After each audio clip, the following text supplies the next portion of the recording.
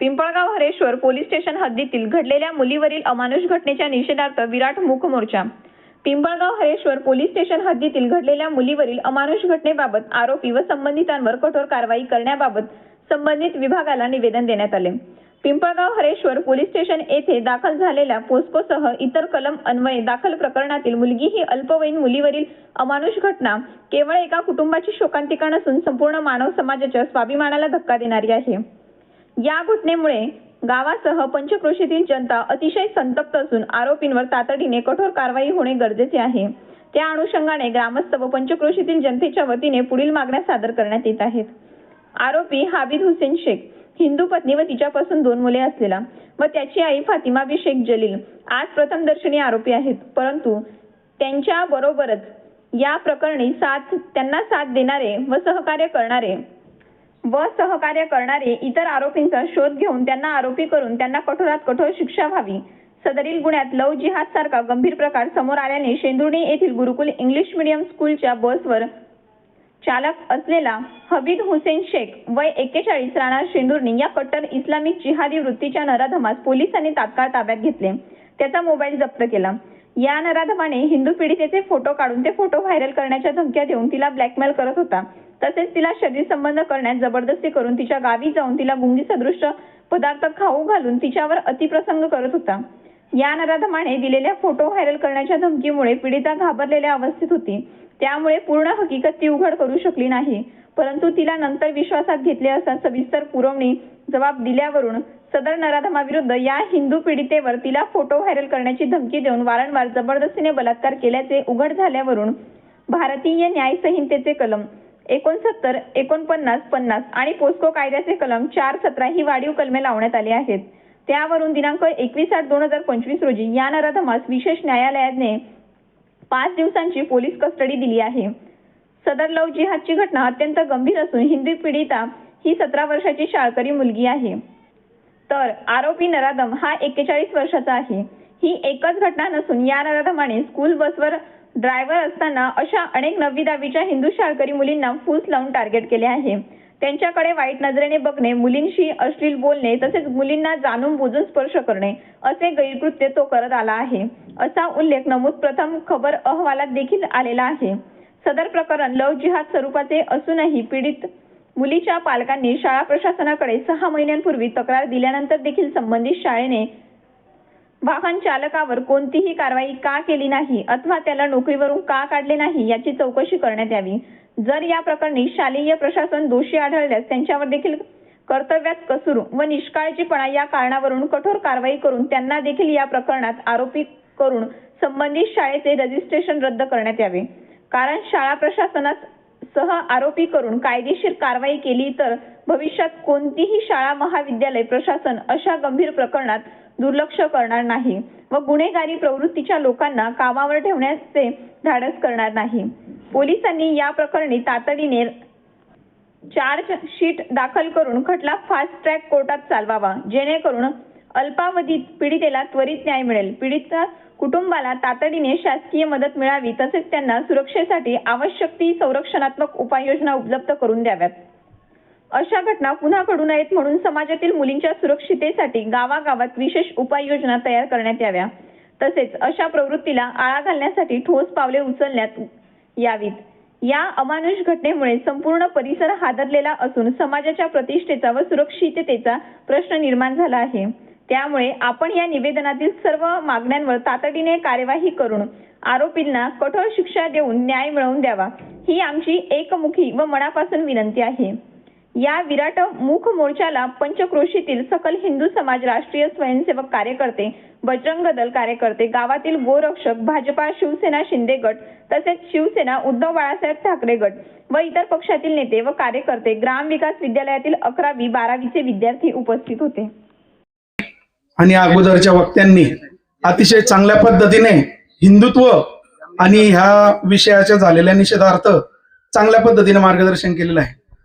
सर्वांनी माझ्या मागे घोषणा द्यायच्या आहेत. जिस हिंदू का खून न खोले खून नहीं वो पानी है, जिस हिंदू का खून न खोले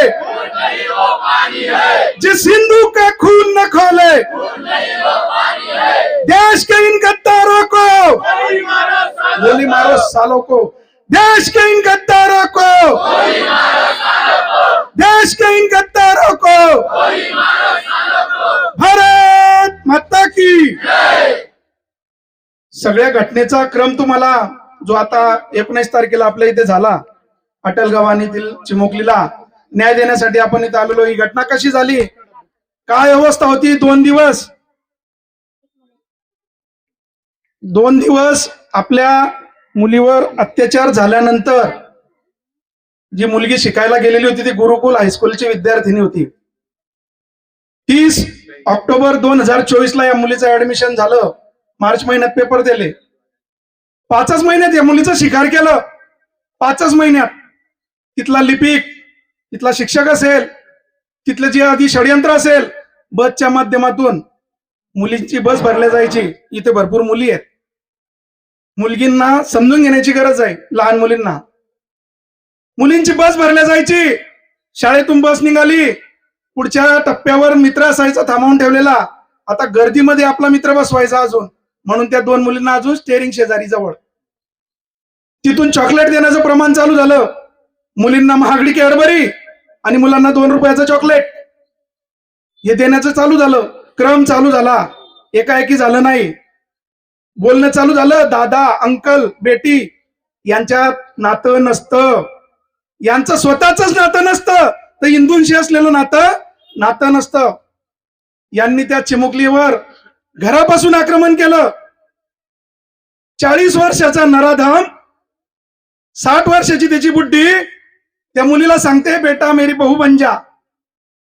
15 वर्षाची मुलगी भाची त्याची, ती सांगते मेरे मामा से शादी कर लो। किती षडयंत्र आहे भयानक। पण मायबाप सांगता का आपल्या मुलाशी लग्न कर दुसऱ्या मुलीला? सांगतं? ही संस्कृती आपली, ही विकृत संस्कृती मोडून काढली पाहिजे। पाहुणा सांगतो तेरी सब सोय हो जाएंगे बेटा। इथे एक स्लोगन आहे, कसायाच्या हाती लागलेली गाय आणि जिहादाच्या हाती लागलेली मुलगी कधी जिवंत राहत नाही। म्हणून लव जिहादाच्या हिच्यात पडणाऱ्या मुलींनी विचार करावा। ही आपल्या पालकांची जबाबदारी आहे, प्रत्येक पालकाची जबाबदारी आहे। आपली मुलगी कोणत्या शाळेत जाते, तिचा शाळेचा ड्रायव्हर कोणता आहे, हेडमास्टर कोण आहे, शिक्षक कोण आहे, आपलं काम आहे पालकांचं। शाळेचे संस्था चालकच जबाबदार ह्या नाही, शाळेचे संस्था चालक सुद्धा त्या षडयंत्राचे शिकार झालेत। यांचं कामच आहे हिंदूंचं लव जिहादाच्या मार्फत, लँड जिहादाच्या मार्फत असंख्य जिहादाची तर परिसीमा पार झालेली आहे। इतके जिहाद आलेले, जातीवाद, संघटनावाद, ज्याच्या माती नाही टिळा त्याच्यापासून खरेदी टाळा, त्याच्यात सुद्धा आपला जिहाद आहे। जिहादाच्या माध्यमातून हिंदूंना संपवणे, बलात्कारक ह्या जिहादाच्या माध्यमातून, लव जिहादाच्या माध्यमातून। आता हा जो जिहाद झालेला हा लव जिहाद नाही, हा ब्लॅकमेलिंगचा प्रकार आहे। इथं ब्लॅकमेलिंग झालं मुलीला। आता लहानशी मुलगी आहे, लहान मुलीला जर सांगलं, तुम्ही बघा लहानपणी आपण आपल्या मुलीला सांगायचो फोटो काढायच्या वेळेस की बेटा कॅमेऱ्याकडे बघ, तिच्यातून कबूतर निघेल। मुलगा टवकाळून बघतं कुठून कबूतर निघेल, बघतं की नाही? ती मुलगी तर अज्ञान आहे, ती मुलगी तर लहान आहे, तिला चांगल्या बऱ्याची समज नाहीये। अशा मुलीला जे सांगलं ते गृहीत धरेल की नाही? तेच गृहीत धरेल। असंच त्या मुलीला कबूतर दाखवण्याचा प्रयत्न केला। माही लव जिहाद नाहीये, लव जिहाद म्हणजे प्रेम प्रकरण, मेरा अब्दुल वैसा नाही आहे अशी म्हणणारी मुलगी म्हणजे लव जिहाद। आणि त्या मुलीला ब्लॅकमेल करून हिंदू म्हणून बटवणे, त्यावर पैसा कमवणे म्हणजे हा बलात्कार नाही, हा हिंदुत्वावर झालेला बलात्कार आहे। त्या मुलीवर झालेला बलात्कार नाही, हा हिंदुत्वावर झालेला बलात्कार आहे, हे लक्ष दिलं पाहिजे। त्या मुलीला ब्लॅकमेलिंगच्या आधारे त्यावर वारंवार बलात्कार झाला, त्यामुळेच तर सुलेमान झाला।